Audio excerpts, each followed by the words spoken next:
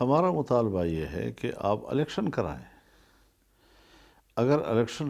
ہمیں ملتے ہیں تو پھر مارشاء اللہ کی کیا ضرورت ہے؟ اور اگر مارشاء اللہ لگتا ہے تو عام طور پر یہ ہوتا ہے کہ ملک پہ ایسے حالات پیدا کر دیے جاتے ہیں کہ پھر فوج ایک نجات دہندہ کے طور پر سامنے آتی ہے، یعنی اس گورنمنٹ کے خلاف ایک منفی پروپیگنڈا بھی ہو جاتا ہے، ایک اس کے خلاف عوام میں ایک ناراضگی بھی آ جاتی ہے۔ اس حکومت کے خلاف جو لوگوں کی ناراضگی ہے وہ صرف حکومت تنہا نہیں ہے بلکہ اسٹیبلشمنٹ کو بھی اس کا ذمہ دار سمجھتے ہیں لوگ۔ لہٰذا مجھے نہیں لگتا کہ ہماری اسٹیبلشمنٹ جو ہے وہ ان لوگوں کو اقتدار پہ لانے کے ذمہ داری سے مبرہ ہیں اور بری الذمہ ہیں، تو یہ چیز ملحوظ نظر ہے کہ اس طرح قوم ان کو نجات دہندہ تسلیم نہیں کر سکے گی۔ آپ اگر آئین کے دائرے میں رہتے ہوئے اپنے دائرہ کار کے اندر رہتے ہوئے کردار ادا کریں گے تو آپ کی رائے کا بھی احترام ہے، آپ کی صلاحیتوں کا بھی ہمیں اعتراف ہے، اور ہم ملک کے لیے اس کا استفادہ بھی کرنا چاہتے ہیں۔ ایسا نہیں کہ ہم اس کی کوئی نفی کر رہے ہیں، لیکن اگر سیاستدان کا ایک دائرہ کار ہے تو اس کے حوالے کیا جائے تب ملک چلے گا۔ تو سول اور ہمارے جو ڈیفنس کے ادارے ہیں وہ اپنا اپنا ایک دائرہ کار رکھتے ہیں اور اپنا اپنا ماحول رکھتے ہیں۔ اسی ماحول میں اگر ہم مل کر کام کرنا چاہیں تو تب ہمارا باہمی اعتماد پیدا ہوتا ہے، اور میں اسی اعتماد کو بحال کرنے کی جنگ لڑ رہا ہوں، جو بظاہر تو ایک ناراضگی کی نظر آتی ہے لیکن در حقیقت میں ملک کی بہتری کے لیے سوچ رہا ہوں۔ تو ظاہر ہے کہ سیاسی جماعتیں جو ہیں وہ ایسے گارنٹیز لینا چاہیں گے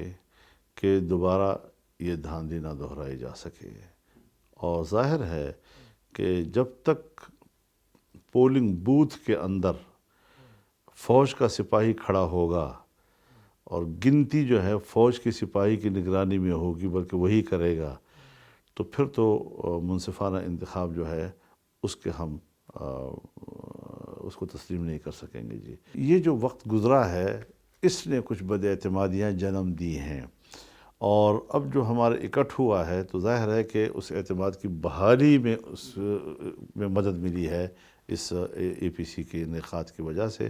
یہ بھی طے ہو گیا کہ تحریک چلانے کے لیے ایک رہبر کمیٹی بنائی جائے جو آگے اقدامات کے لیے حکمت عملی وضع کر سکے۔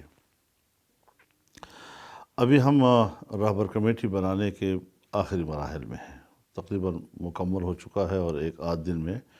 اس کا امکان ہے کہ اس کا اعلان کیا جا سکے۔ طالبان کا موقف یہ ہے کہ ہماری امارت کا خاتمہ امریکیوں نے کیا تھا، ہم پر بمباری کی تھی اور ہمارے ملک پر قبضہ کر لیا تھا، لہذا ہم اب جو بھی مستقبل ہوگا ہمارا اس پر بات چیت ہم امریکیوں کے ساتھ کریں گے۔ یہ بات اپنی جگہ پر بالکل ٹھیک ہے اور صائب ہے، لیکن یہ کہ کیا یہ ملک کی داخلی امن کے لیے کافی ہوگا؟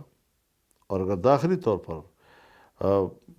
مقامی لوگ آپس میں مصالحت نہیں کرتے اور کوئی ایک امن کے فارمولے پہ اتفاق رائے نہیں کرتے تو کیا صرف امریکیوں کے ساتھ معاملات طے کرنے سے وہ کافی ہو جائیں گے معاملات؟ اب یہ چیزیں جو ہیں یہ ابھی زیر غور ہیں اور اس پر بات چیت ہو رہی ہے، تو اس لحاظ سے میرے خیال میں ہمیں ابھی کوئی زیادہ پر امید بھی نہیں ہونا چاہیے لیکن مایوس بھی نہیں ہونا چاہیے، اور کئی مراحل ہمارے سامنے پڑے ہوئے ہیں، ان کی طرف سنجیدگی سے ہمیں پیش رفت کرنا چاہیے۔